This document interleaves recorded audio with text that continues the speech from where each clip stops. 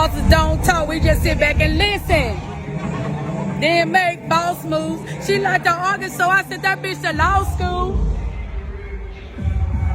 Preach. Preach. Preach. The only thing I trust is the pistol and these slugs. On March 31, 2025, tragedy struck in Wilson, North Carolina. Around 5:25 p.m., officers from the Wilson Police Department responded to an unknown type call at a residence on Snowden Drive Southeast. What they discovered inside was nothing short of horrifying. They found Dana Jenkins, 50, lying in a pool of her own blood. Just feet away was the body of her 15-year-old son, Darren Cox, his life ended by multiple stab wounds. The scenes of loss and devastation seemed surreal, until investigators unearthed an even more chilling truth. Only days before, Dana had held a celebration. She had welcomed home a son who'd been in prison, announcing joyfully that, "My baby is home." What she could not have known was that this act of hope would turn into her fatal mistake. The person responsible for that night's horror was the very son she had honored. This harrowing case bears a chilling resemblance to stories you may have heard. Mothers murdered by their own children after discovering unsettling behaviors. But this one is painfully real, rooted in the lives of Dana and Darren Jenkins. Dana Vanessa Jenkins, 50, was more than a mother. She was a pillar of her community in Wilson. Warm, generous, and devout, she was an active member of Mount Moriah Community Church, giving her time and energy to support others. Those close to her remember her radiant smile, her deep faith, and her steadfast devotion to family. Dana was mother to 2 sons. The youngest, Darren Cox, was just 15.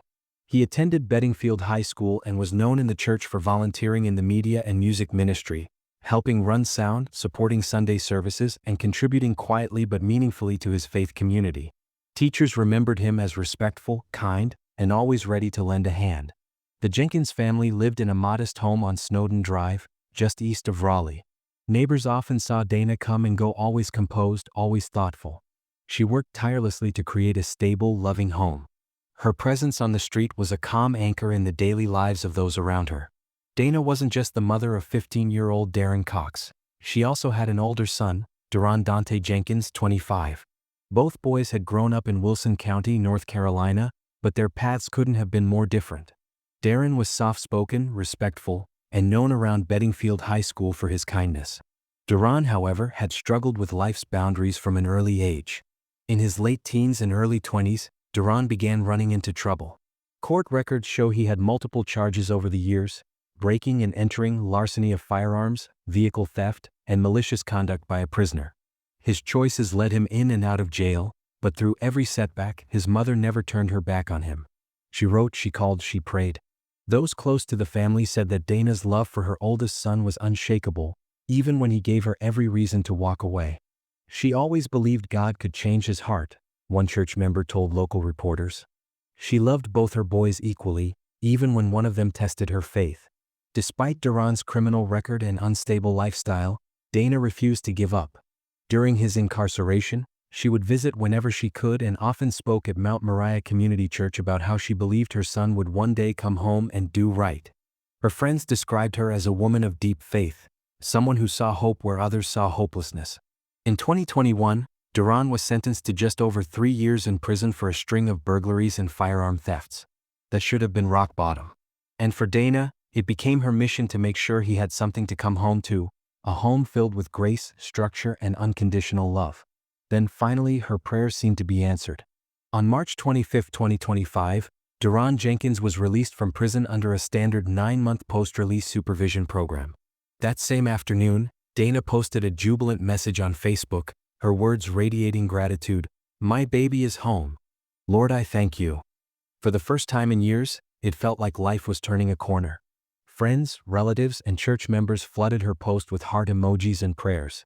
It wasn't just a mother's joy, it was relief. After years of heartache, she truly believed God had restored what was broken. Her home, once heavy with worry, was suddenly filled with laughter, food, and hope. That weekend, she even organized a small get-together to celebrate her son's homecoming. But the peace wouldn't last. What Dana didn't realize was that beneath her son's quiet smiles and polite hugs, something darker was festering, a storm ready to break. If you're finding these stories meaningful or informative, please consider subscribing to our channel. It really helps us keep bringing you more content like this. Just 6 days later, Monday, March 31st, 2025, the Wilson Police Department received a call at around 5:23 p.m. The dispatcher logged it as an unknown type call, vague but urgent. The address: Snowden Drive Southeast, a calm, family-filled neighborhood where the loudest sounds were usually children riding bikes or dogs barking at passing cars. Neighbors would later say they noticed something unusual that day.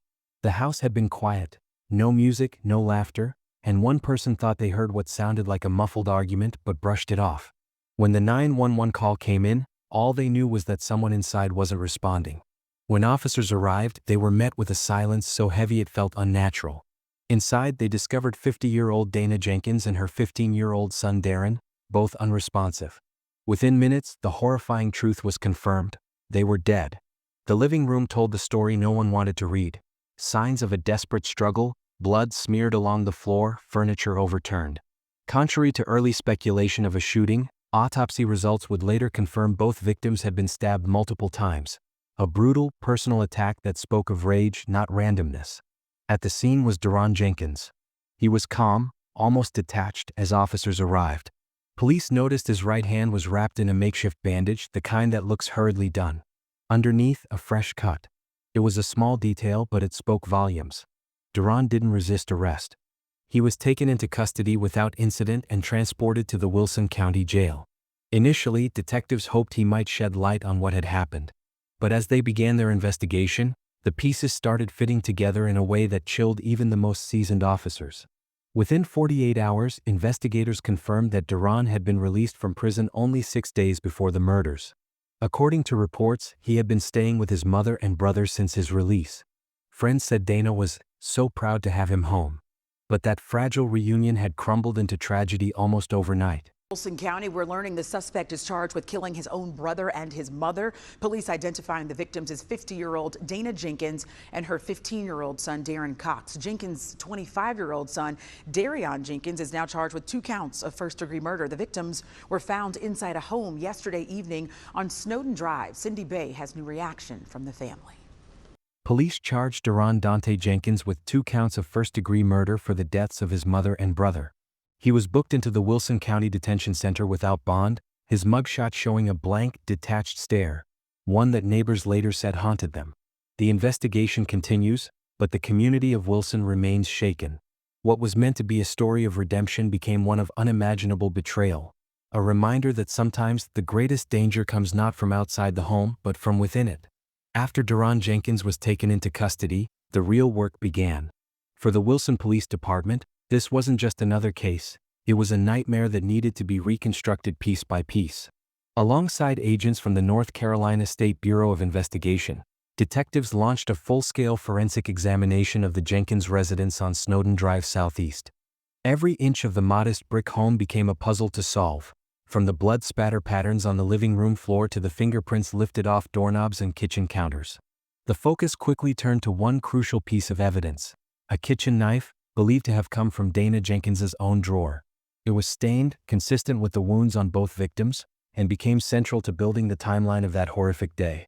According to investigators, Dana and her teenage son Darren may have been killed hours apart, not together but sequentially in 2 separate bursts of violence. Darren's wounds were described as defensive, his hands and forearms covered in cuts that showed he tried to fight back.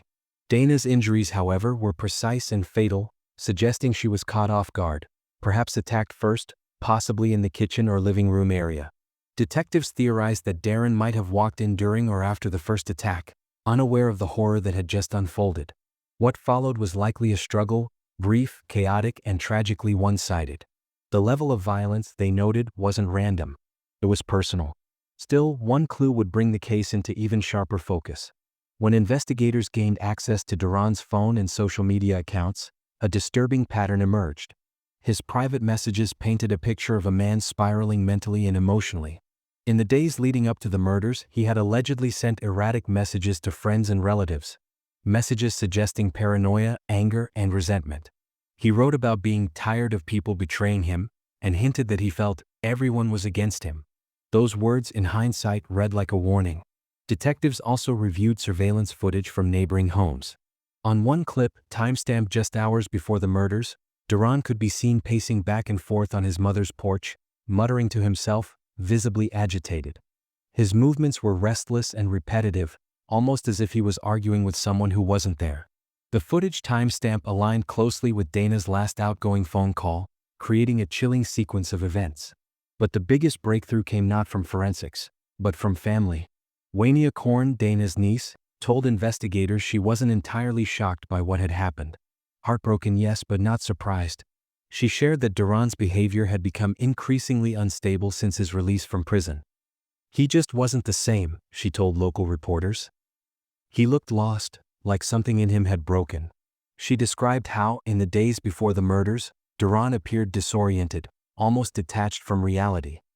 His hand was wrapped in a makeshift bandage, and his eyes were restless, darting, unfocused, filled with agitation. It wasn't just stress, it felt like a total mental unraveling. He was fidgety, anxious, pacing around like he couldn't calm down, Waynia said. We all saw it. We just didn't think it would come to this.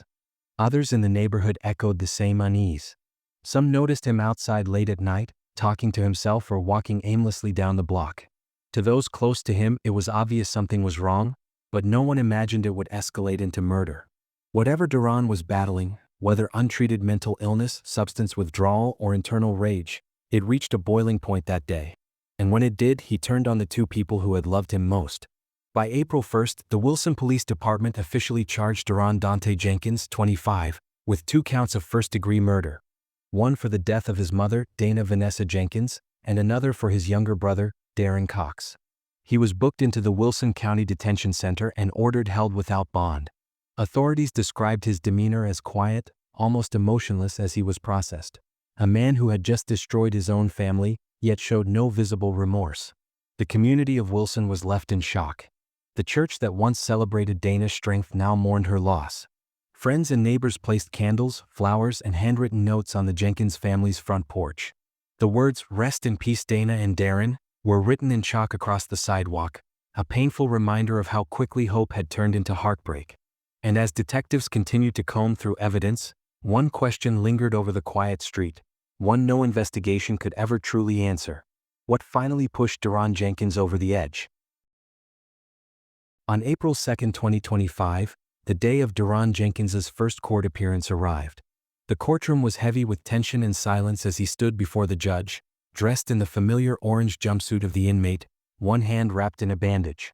The charges against him were read: 2 counts of first-degree murder, one for his mother, one for his younger brother. The prosecution painted a grim portrait, a deliberate, calculated, and brutal crime. Because both victims were family, and because Duran remained in the home without immediately calling for help, prosecutors argued the facts supported premeditation and malice. The defense responded by suggesting a more complicated picture: possible mental instability, the gap in post-incarceration support, and the mounting pressures he may have faced returning to civilian life. They formally requested a psychiatric evaluation to determine whether his mental state at the time of the killings should factor into his culpability. But hard medical facts soon entered the record. Autopsy reports confirmed what investigators suspected. Dana Jenkins endured multiple stab wounds to her upper chest and abdomen, injuries consistent with a skilled, forceful attack. Her wounds spoke of precision, not random violence. Meanwhile, Darren bore defensive wounds, cuts and lacerations to his arms and hands, evidence that he tried to shield himself before the fatal blow struck his neck. The position of his body suggested a desperate attempt to flee, to escape whatever horror had overtaken the home. To underscore the severity, the court set Duran's bond at $2.5 million, $1.5 million for his mother's murder, and $1 million for his brother's. Court records also revealed a string of prior convictions. In 2020 and 2021, Duran had faced charges including violation of a protection order and malicious conduct while incarcerated. These previous offenses, especially one for malicious conduct by a prisoner, became key evidence for prosecutors arguing lack of remorse and the possibility of dangerous recidivism. Yet even with all those details, one central question remained unanswered: what finally pushed Duran Jenkins beyond the breaking point? In subsequent interviews with family and neighbors, multiple theories emerged, but none was definitive. Some speculated that Duran had long harbored resentment toward his mother's boundaries, her discipline, expectations, or the way she refused to excuse some of his earlier missteps. Others pointed to paranoia or emotional instability that may have escalated after his release from prison. Close friends claimed Dana had intended to arrange counseling for him, to guide him back to stability, but that opportunity vanished within 6 short days of his return. In the wake of the tragedy, the community of Wilson shifted from shock to sorrow. On April 13, 2025, a joint funeral was held at Mount Moriah Community Church for both Dana and Darren. The sanctuary overflowed with mourners, many wearing white ribbons as symbols of peace and hope amid grief. During the service, their stories were told with both love and heartbreak. Dana Jenkins was eulogized not only as a devoted mother but as a caregiver, church mentor, and friend who had quietly lifted others throughout her life. Those who spoke painted her as the glue that held family and community together, warm and faithful even in times of strain. Darren, just 15, was mourned as a young life full of promise. Friends spoke of his gentle nature, musical involvement in the church, and dreams. One report even said he aspired to become a chef someday. The youth of his age made the tragedy all the more wrenching. From Bedingfield High School, classmates came en masse, many in tears. Colleagues from Dana's work at a local senior center shared stories of her generosity, how she held open hearts for others, even those she barely knew. The church choir lifted gospel hymns that echoed through the walls, bridging sorrow and faith. Though the funeral offered a moment of closure for many, it also surfaced questions that weighed heavily on the community's conscience. Why would Darren target his own family? Was there a warning before the violence erupted? What might have happened if mental health or support systems had intervened earlier? In Wilson, the memory of Dana and Darren lingers. Their names, their smiles, and the darkness of their final hours remain etched in the hearts of neighbors, churchgoers, and the many who hoped for a better future for that family. In the weeks that followed the murders, the entire town of Wilson, North Carolina was left grappling with the same haunting question. How did this happen, and could it have been prevented? People who knew the Jenkins family described the tragedy as both shocking and painfully predictable. Neighbors whispered about warning signs. Community leaders questioned the system that released Deon Jenkins back into society without enough support or supervision. It sparked a conversation that spread far beyond Wilson, reaching courtrooms, churches, and the state legislature itself. Residents asked, why was Deon released without a structured reentry plan? What kind of mental health services are actually available to high-risk parolees in North Carolina? And should there be mandatory counseling or halfway housing for those re-entering society after serving time for violent offenses? For Dana's family, especially her cousin Waynia Korn, those questions weren't abstract. They were personal. Waynia became a passionate advocate almost overnight. Through grief and disbelief, she began speaking out, determined to make sure no other family would face the same fate. She and other relatives appeared on local news broadcasts, attended town hall meetings, and worked with community organizers to call for legislative reform. We can't bring Dana or Darren back, Waynia said during one emotional interview. But we can stop the next tragedy. Her voice helped push a statewide discussion about post-release mental health oversight. By early June 2025, after weeks of psychiatric testing, a court-appointed psychologist deemed Deon Jenkins fit to stand trial. A preliminary hearing was scheduled soon after, and prosecutors made it clear they intended to pursue life without parole. Legal experts noted that the state would likely emphasize Deon's violent criminal history, the brutality of the murders, and his lack of remorse. The defense, however, hinted that they might argue diminished capacity, pointing to untreated mental illness, unstable housing, and the state's failure to provide proper aftercare following his release from prison. That debate, between accountability and systemic neglect, would come to define the case. But something meaningful did emerge from the darkness. In July 2025, North Carolina lawmakers passed a new measure known as Dana's Law, named in honor of Dana Jenkins. The legislation required enhanced post-release monitoring for violent felons, mandatory psychiatric screenings before and after parole, and community readiness assessments to evaluate whether offenders had proper support before returning home. The bill passed with bipartisan support, and for many in Wilson, it felt like a small but necessary step toward healing, proof that Dana and Darren's deaths would not be in vain. Today, as the Jenkins family continues to rebuild their lives, they remain surrounded by community members who refuse to forget. Dana's co-workers still volunteer at the senior center she once managed. Darren's classmates organize an annual charity basketball game in his memory, the proceeds going to fund youth mentorship and mental health awareness. And to everyone watching, what do you think about this case? Could better support systems have changed the outcome? Let us know your thoughts in the comments below. Take care, stay alert, and we'll see you in the next video.